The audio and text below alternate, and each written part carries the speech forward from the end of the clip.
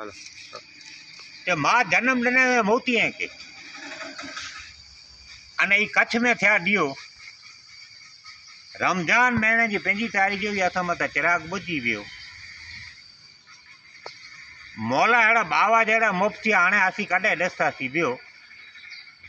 जेको जाइलात कढियो कच्छ में जाने इस्लाम खे रोशन कयो कि कॾहिं कनि कच्छ मथे से जाइलात एतिरी वई कहिड़ा आरकान इस्लाम जा ई असांखे ख़बर न वई। हक़ बातल जा बयान करे बाबा सम्झायूं ते सही आल आले रसूल जी इन में पीराई पूरी वई। आल आले रसूल जी जंहिंजो वो दीन मथे ध्यान रब इन मथे राजी हुआ न मुस्तफ़ा महिरबान। मुफ्ती साहिब जी मजलिस में अचे हिंदू मुसलमान नेठो न थी रखियो नात न जात जो बाबा वटि मिणी जो हो मान कि नेठो न हो नात जात जो अवल जंहिंजी जात मसला माण्हूअ जा हल करे ॾिनो त इनखे दाता ॾेई ॾिने में दात दीन जी दावत लाइ ॾुख ॾिठो ॾींहुं ऐं राति मों ॾिसो हिन मुफ्ती साहिब जो त पाता बि टारे ॾींहं घात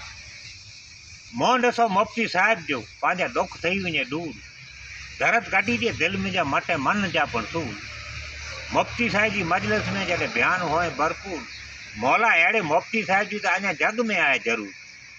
कि ज़रूर जंहिंजी जग में ई अल्लाह के ओॾा इंसान बाबा आम सां औलिया जंहिंखे मञे हिंदू मुसलमान आराम करिए त सराईअ में मखदूम जे मूर में मकान अञा दुआ मंगे न दर्द भॼी वञे यही सही जंहिंजी शान शान वॾी सही जंहिंजी जंहिं मथे रब आहे राजी नाना नबी इन जा मुस्तफ़ा ई मग़फ़रत मंगाई पंहिंजी आख़िरी वक़्त में उम्मत के नाए मिलिया सवार अने सांझी सुणो संगर सूमर चए थो सोबत रखजा सही ते सही किश्ती तारींदा पंहिंजी।